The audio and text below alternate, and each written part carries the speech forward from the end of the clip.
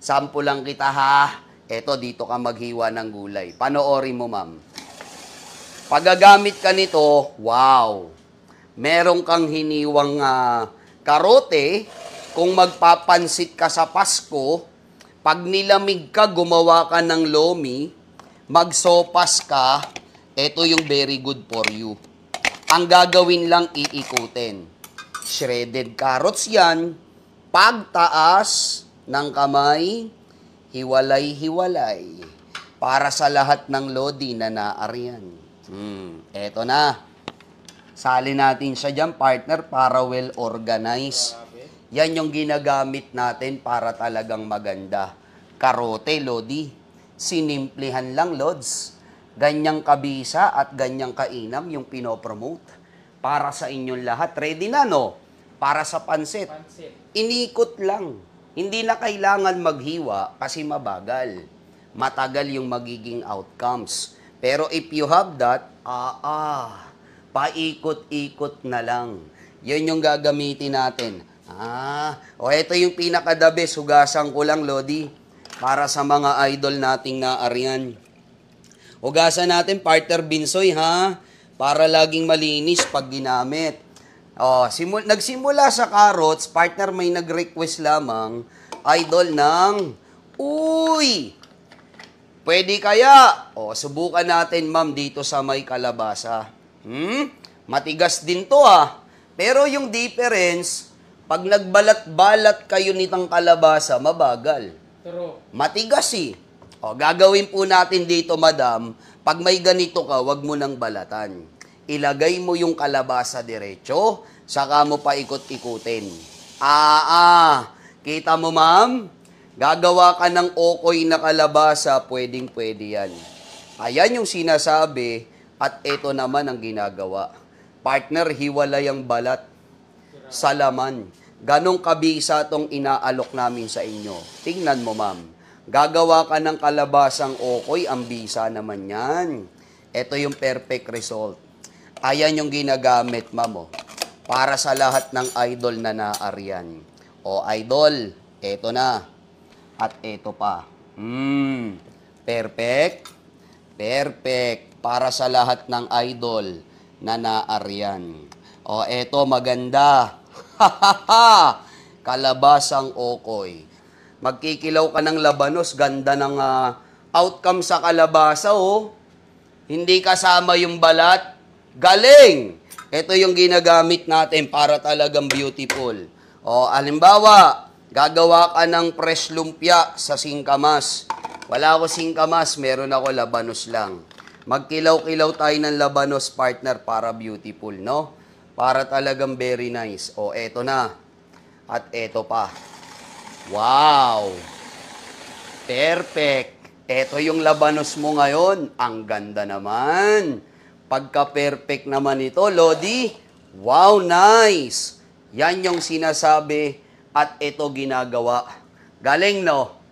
Galing, May panghiwa ka na ng labanos. Idol, pag magkikilaw-kilaw ka, gamit mo yan. Ganda, di ba? Perfect. Pag gagawa ka ng ganyang slices. Talagang beautiful and shootiful. Idol, ito, 3 blade yan. Ginamit ko na yung 2. Gagamitin ko na yung 3 blade. Idol, may nagre-request lang, lodi, ha? May nagre-request lang ng patatas. Gagawa ka siguro ng chips. Ito bagay sa'yo pag gagawa ka ng chips. Gamit mo tong Edmark product na Smart Gram. Subukan na natin. Gawa na tayo ng patata chips. Potato kamote. Ito maganda. 3 blade nito, lodi. 3 po, 3. Ayan, 3 blade yan. Ganda niyan. 2 piraso agad ng patatas, lodi. 2 agad. Sige, 2. Ito yung gagamitin natin, lodi, Patatas. Wow, nice.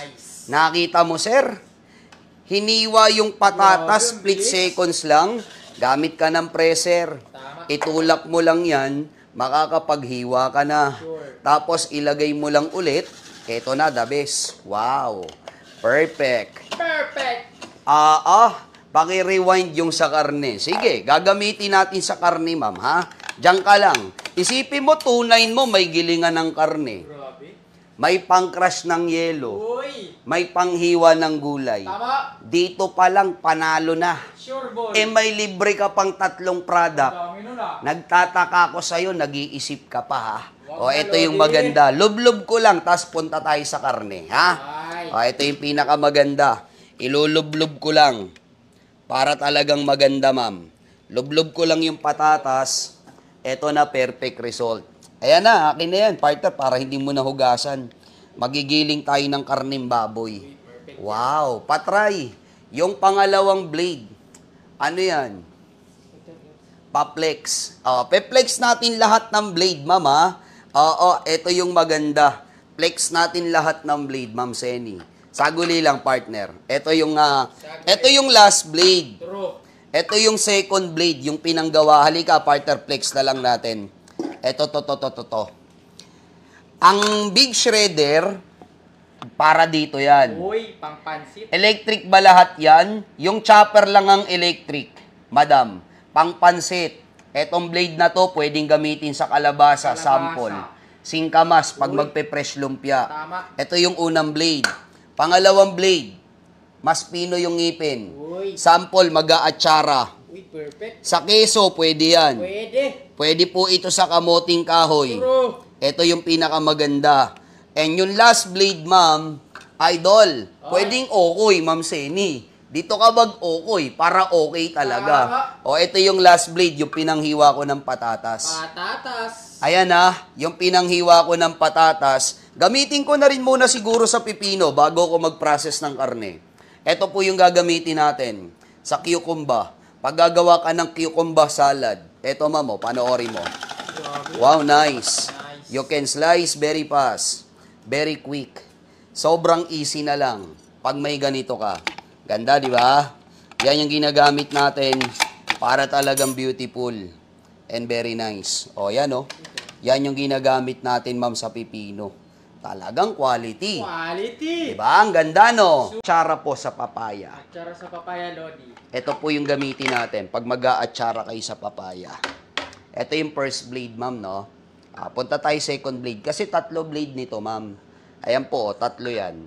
Big shredder, small, tsaka slicing blade ram. So, pagkagagawa ka atsara, o kaya keso, ma'am, yung cheese, pwede mong i-process dito, cheese, as cheese grater, para talagang maganda. Gagawa ka, let's say, for example, atsara sa papaya. O, simple lang yan, ma'am. Pag mag-aatsara kayo, kagaya nito, pero good thing. Kasi hindi na kayo magbabalat ng papaya. Hindi na, kasi ang effort, pwedeng malesen. Eto, simple. Simple, Lodi. Mag-aatsara ka, very simple, mga idol. Yan yung ginagamit natin. Hindi ka na mag-aatsara gamit laspador. Hindi mo na ikukuskus sa lata. Alam yung lata na binutasan ng pakong di uno, grater na. Ito the best, ma'am. Atsara. Hindi siya sinisiraan, kinakalawang. Ito yung pinakamaganda, ma'am. Okay? Iikot-ikutin mo lang siya ng kagaya niyan. Aba, magandang klase talaga siya.